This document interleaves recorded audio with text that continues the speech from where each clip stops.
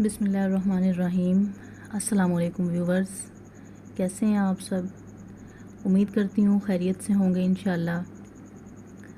آج میں مسلم سائنسدانوں کی جدید ایجاد کے بارے میں آپ کو بتاؤں گی۔ یہ بات تو سب کو معلوم ہے کہ اس وقت یورپین اور امریکن مسلمانوں سے سائنسی لحاظ سے بہت آگے نکل چکے ہیں، لیکن ایک دور تھا کہ جب یورپ اور امریکہ تاریکی میں ڈوبا ہوا تھا اور تمام تر ایجادات اور دریافتیں مسلمانوں میں ہوا کرتی تھی، اور مسلمان سائنسی اور ثقافتی کامیابیوں کے روشن باب تحریر کر رہے تھے۔ مسلمانوں کے اس دور کو یورپ والے ڈارک ایجز کے نام سے یاد کرتے ہیں، جبکہ مسلمانوں کے لیے یہ دور ڈارک ایجز نہیں، درخشندہ اور تاباں تھا۔ تاریخ کے ان پتوں کی طرف نظر دوڑاتے ہیں جنہوں نے آج کی دنیا کی جدید ترین بنیاد رکھی، اور آج ہر کوئی ٹیکنالوجی کے لحاظ سے انسانی تاریخ کے سب سے اہم ترین دور سے مستفید ہو رہا ہے۔ رائٹ برادران سے کئی صدیاں پہلے ایک مسلم موسیقار، انجینئر، شاعر عباس ابن فرناس نے ایک اڑن مشین کی تیاری کی۔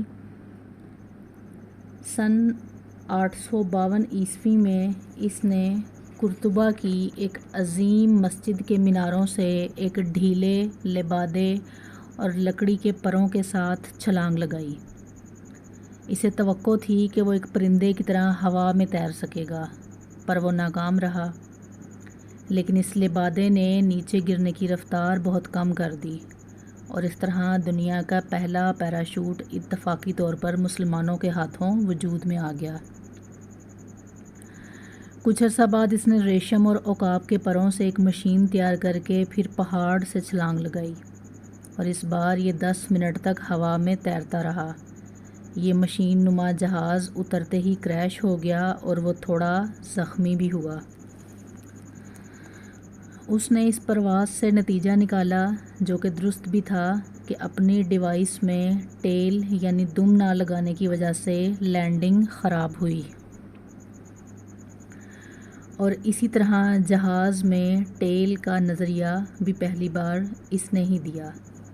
اس کے علاوہ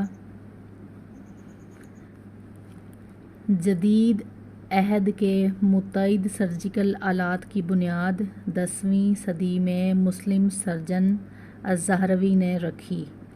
اس کے نشتر، کینچیاں اور دیگر 200 آلات کی اہمیت کو آج کے عہد کے سرجن بھی مانتے ہیں۔ الزہروی نے زخمیوں کو ٹانکے لگانے والا ایسا دھاگا بھی تیار کیا جو قدرتی طور پر جسم سے الگ ہو جاتا تھا۔ اسی طرح کیپسول بھی الزہروی کی ایجاد ہے۔ 13ویں صدی میں ایک اور مسلم ماہر طب ابن نفیس، جس نے دوران خون یعنی بلڈ پریشر کی وضاحت کی، جبکہ مسلمان ڈاکٹروں نے ایسی سوئیاں تیار کی جس سے کسی کو بے ہوش کیا جا سکے، اور یہ ٹیکنیک آج بھی دنیا بھر کے آپریشن تھیٹر میں استعمال ہو رہی ہے۔ پہلا 14 پین بھی ایک مسلم سائنسدان نے ایجاد کیا۔ وہ ایسا قلم چاہتا تھا جس کے داغ ہاتھوں اور کپڑوں پر نہ لگ سکیں، کیونکہ اس قلم میں دوسرے قلموں کی نسبت سیاہی اندر ذخیرہ ہوتی تھی اور نب کے ذریعے سے اس کو لکھا جا سکتا تھا۔ قدیم یونانیوں کا خیال تھا کہ ہماری آنکھیں کسی لیزر کی طرح شعاعیں خارج کرتی ہیں، جس کے باعث ہم دیکھ پاتے ہیں، تاہم جس شخص نے سب سے پہلے یہ جانا کہ روشنی ہماری آنکھ سے نکلتی نہیں بلکہ داخل ہوتی ہے، وہ 10ویں صدی کے مسلم سائنسدان ابن الہیثم تھے، اور اسی کو مد نظر رکھتے ہوئے انہوں نے پہلا پن ہول کیمرہ بھی ایجاد کیا۔ نہانا دھونا مسلمانوں کی مذہبی ضرورت بھی ہے اور صفائی نصف ایمان بھی ہے، اسی لیے انہوں نے آج کے دور میں استعمال ہونے والا صابن اس دور میں ایجاد کیا تھا۔ قدیم مصر میں صابن جیسی کوئی چیز استعمال نہیں ہوتی تھی، لیکن یہ عرب تھے جنہوں نے سبزیوں کے تیل اور سوڈیم ہائیڈرو آکسائڈ کے امتزاج سے مختلف خوشبوات کا استعمال کیا، یہاں تک کہ شیمپو بھی ایک انگلینڈ کے مسلم سائنسدان نے 1759 میں متعارف کروایا۔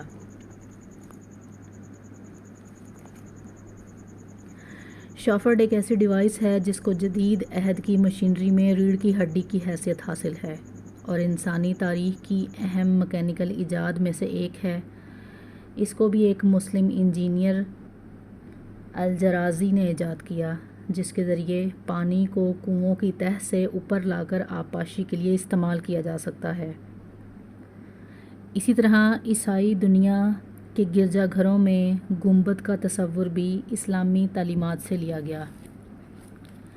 یہ گول تعمیر اس طرز تعمیر سے بہت بہتر تھا جو رومن استعمال کرتے تھے، کیونکہ اس کے ذریعے عمارت کو زیادہ بڑا اور اونچا بنانا آسان تھا۔ اس کے علاوہ مسلم دنیا کے ممبرز روز ونڈوز اور دیگر تعمیرات فن، یہاں تک کہ یورپی قلعے بھی اسلامی دنیا کی نقل ہیں۔ علی ابن نفی، جنہیں زریاب کے نام سے بھی جانا جاتا ہے، اس نے 9ویں صدی میں کرسٹل یا گلاس ایجاد کیا۔ اس سے پہلے لوگ سونے، چاندی اور مٹی کے گلاسوں میں اور برتن استعمال کرتے تھے۔ اس کے علاوہ قالین اسلامی ماہرین کی جدید ترین سلائی کی ایجاد تھی، جن کے ذریعے ان پر انتہائی دیدہ زیب نقش و نگار ابھارے جاتے تھے اور وہاں سے ہی یہ یورپین ممالک میں پہنچتے تھے۔